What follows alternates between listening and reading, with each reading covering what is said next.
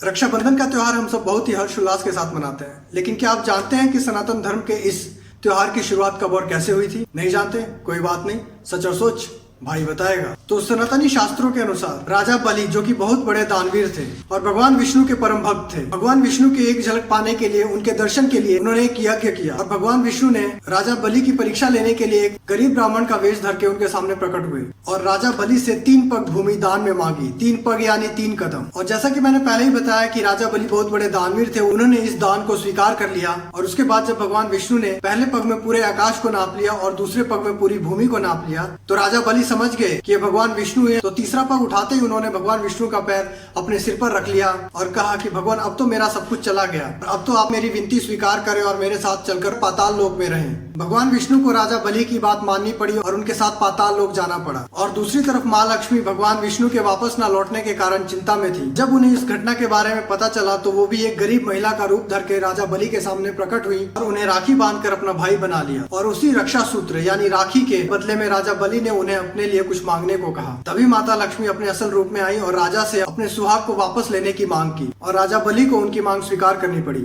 और उसके बाद से ही बहनों ने अपने भाइयों की रक्षा के लिए उन्हें रक्षा सूत्र यानी राखी बांधने की शुरुआत की और उसी समय से ये परंपरा अभी तक चली आ रही है। तो आप लोगों के हिसाब से क्या है सच और सोच? कमेंट्स में बताइए। और अगर वीडियो वॉच किया लेकिन फॉलो नहीं किया तो फिर क्या किया?